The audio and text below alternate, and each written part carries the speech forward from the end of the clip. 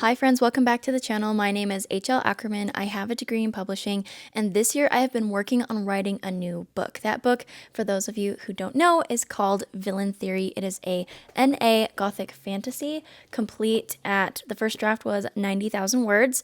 I wrote it over the course of the summer during my birthday book challenge, wherein I gave myself 30 weeks to try to write a book from April to November with the goal to finish the draft before my birthday at the beginning of November. And we got there. We finished the draft in 24 weeks instead of 30, which gave me extra time to take a break from the draft, come back to the draft, and then actually start implementing edits. So today I just want to give you an update. Last we left off, I was filling in my plot grid that I was building out to kind of retroactively look at where my draft was currently sitting now that I had finished it. Today I'll tell you a little bit about how I implemented the developmental edits and those questions that I pulled into my plot grid by reading my manuscript through again. We'll talk a little bit about that and how I answer questions in my manuscript, the editing questions that guide my revisions for the first developmental kind of cuts after the draft is done.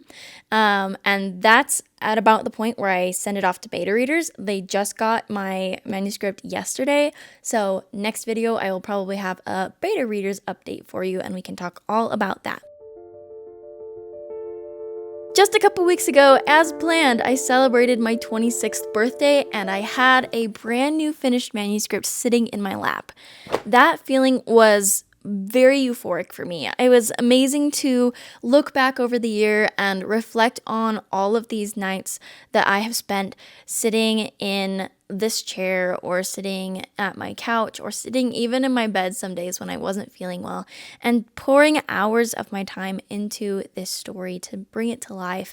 It has just shown me that I'm capable of so much more than I realized, and I really just had to get out of my head and trust that I could write it and focus on prioritizing the progress of the story that I was passionate about and not worrying so much about hitting word counts. I talk about it a lot, but my previous book manuscript, I really just wanted to prove that I could hit 100,000 words, and I did, but a lot of those words were not what I wanted them to be, and I rushed myself through a lot of that book.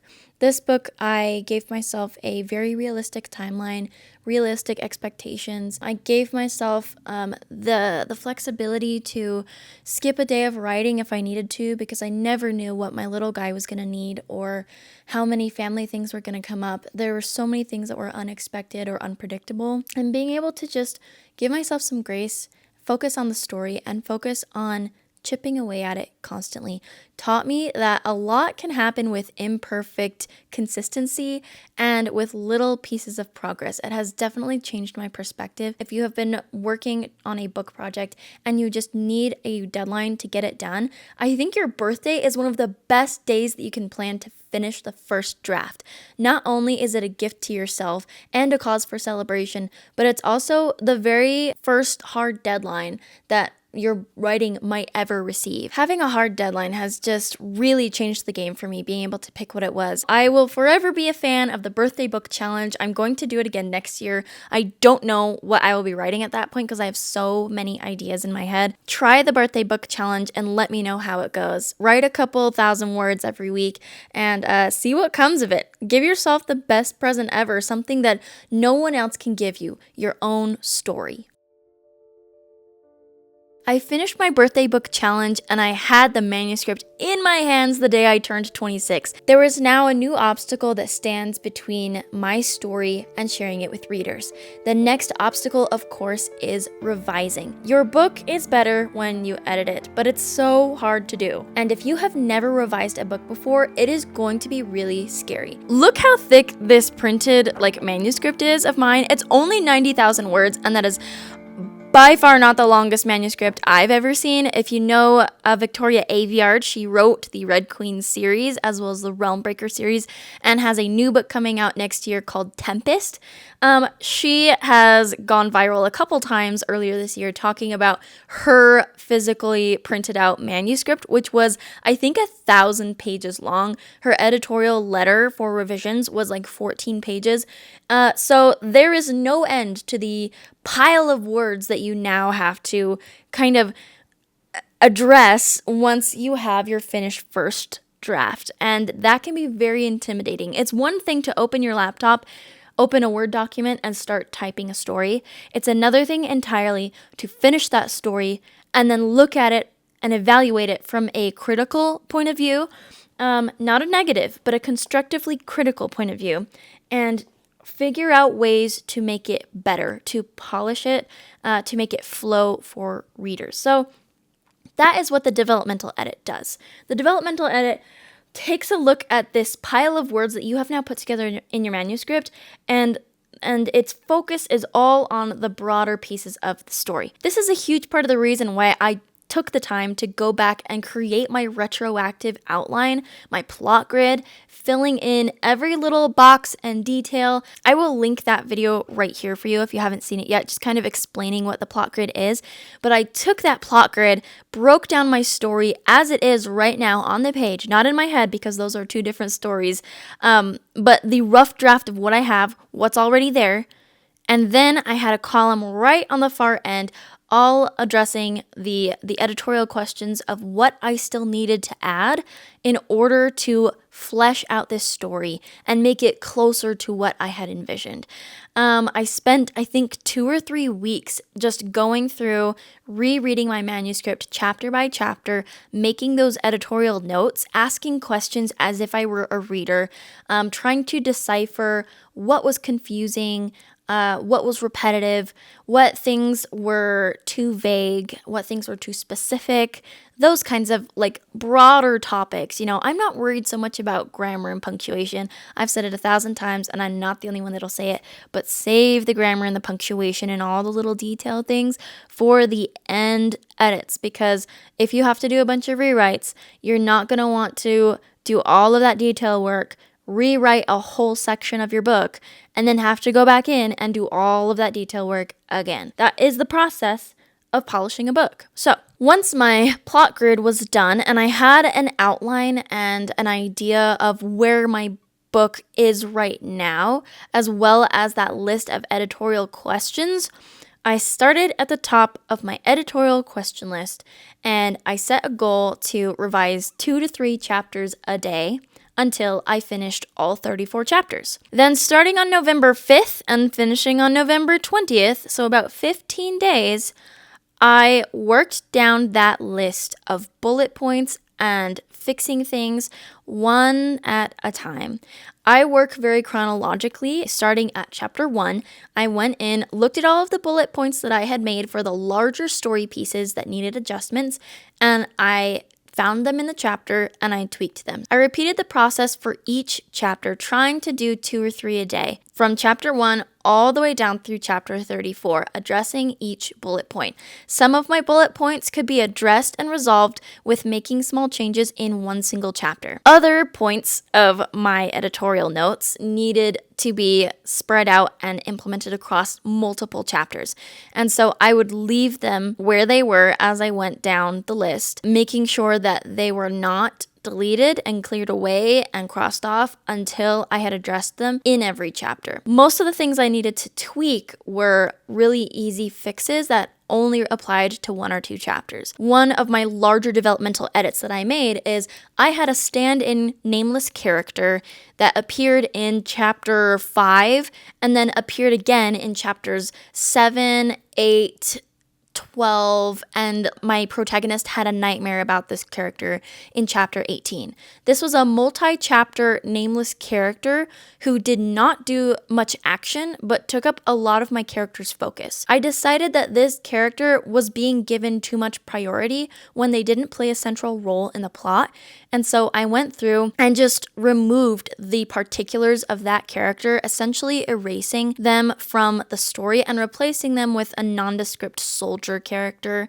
because I didn't want the focus to be on who this mysterious, random, nameless character was, but on how my protagonist, Talia, was feeling completely overwhelmed by these people she didn't know. I didn't want to use those details and that word budget to bring attention unintentionally to this random side character. So I went through probably 5 or 6 different chapters where this nameless character kind of just showed up out of the blue and just removed the references to that character so that they are no longer pulling away the focus from my protagonist and her primary enemies. That is kind of how I went through and addressed my developmental edits with everything that I could spot myself. I did a lot of filling in and fleshing out of my story. The first draft of Villain Theory was finished at 90,000 words. With these developmental edits, some additional context and adjustments in the plot, especially the finale chapters where I reflowed all of chapter 30, because that's where a lot of different plot points, plot lines, and pieces of it come together. It was very careful balancing and a lot of reworking larger flowing pieces of the text. Once I gutted that and redid it, and I managed to kind of polish up the last half of my book especially, my new word count for Villain Theory is 100,426. This is much more reflective of where I expected my more polished draft to be. With my previous book, I aimed to hit that target of 100,000 words simply to prove that I could, and I didn't realize at the time that I am actually a big overwriter. I tend to write more than I need to and place words and lore and background and, backstory, all of this. I info dump a lot. I over describe things, especially nature scenes. And I never budget enough words for my combat scenes in balance with everything else. So I knew going into it that my first draft needed to be a little shorter so that I could get the bones of my story down and add context where needed with revisions. And that has absolutely been the case. I budgeted for my first draft to be 90,000 words. It gave me a great skeleton. And then I was able to go back in and add that context that I had been working on to the point where now I am sitting right at 100,000 words, feeling very, very confident about where the story is. I feel like there's so much more of it that is balanced and the context is where I need it to be. The backstory is there, but it doesn't overshadow the essential parts of the plot or the character. And I love the pacing so much more. And I'm just really glad that I did that. So if you're an overwriter, I highly recommend you try setting a word count goal lower than you expect your book to be in its more polished form, and then see how it goes. See if you still overwrite a little bit, or if you underwrite, and then obviously you have room to work with if you want to go back and add things in. My manuscript, the second draft of Villain Theory, is now at 100,000 words. It has all of the biggest plot issues that I could see during my reread implemented and smoothed over a little bit. My finale chapters were totally gutted, reflowed with the help of my amazing husband, who is much better at combat patterns than I am and the flow and progression. He helped me so much to really identify some of my biggest plot questions that were not getting answered in the finale. That was so critical, and I'm so grateful that he took the time to brainstorm through it with me. We reflowed the whole chapter of like the combat scenes, the 2 or 3 chapters. We reflowed the combat chapters so much stronger. The pieces that were missing are there. And oh my gosh, I was like trying to hold back tears as I was writing this because it is pretty devastating. But anyway, I'm so excited because now this book is at a place where I feel very, very confident about it. I sent it off to my beta readers just yesterday, and I have 5 people beta reading this book for me that represent my target audience. They are some incredible people from all over the place. I think 3 of them are from the United States, and then 1 of them is from Canada, and 1 of them is from Australia. So I've got a really cool group of betas who are diving into this manuscript this weekend. I am terrified to hear what they have to say. December's video will very likely be an update and reflection on how beta reading is going. Beta reading is the next scary step in all of the many scary steps about writing a book. First, identifying as a writer, writing a book, even though if you don't really know how it's going to go, finishing the book, looking at a pile of words and trying to figure out some way to revise it so it becomes some kind of coherent story, and then sending it to other people who are going to read what you've written and essentially get kind of a sneak peek into how your mind works. That is beyond terrifying. I obviously learned a lot from my previous manuscript that I am now applying to this new manuscript. I have really tried to be more thorough and more intentional about my time, holding myself accountable to my deadlines, giving each stage of the writing process its own due diligence. Make sure you're giving your due diligence to each stage, and I think that you will find excitement building for each stage as you progress through them. When you do eventually get to the point where you're sending off a revised draft to beta readers, it's going to be, I think, still terrifying because you're sharing your work with people for the first time and you're not sure how they're going to react to it. You don't really know what to expect. It's going to be scary, but I think it'll also give you a good sense of confidence because you've taken the time to plan and write your book. You've also taken the time to address some of the larger things that you wanted to make sure had the appropriate context and backstory. And you are right around that expected word count so that tweaks from here on out don't have to be so big and little adjustments to the plot don't have to be so drastic. I think that is my ultimate approach to writing that I am learning I appreciate a lot, is to do a huge amount of work on the front end of things, and then as we get closer and closer and closer to either sending to literary agents or a publishing release date, we are only making smaller tweaks. Thanks for hanging out with me for today's video. I hope you found it insightful and that it has inspired you to make some progress towards the revisions and developmental edits of your own manuscript, or has gotten you excited for my upcoming book that I'm working really hard to get into publishing mode. If you liked this video, please leave a thumbs up below. If you're not yet, please subscribe and send this video to someone, one of your writing friends, who could really use it if they're in the middle of the writing trenches where they're together. We'll see you for the next one.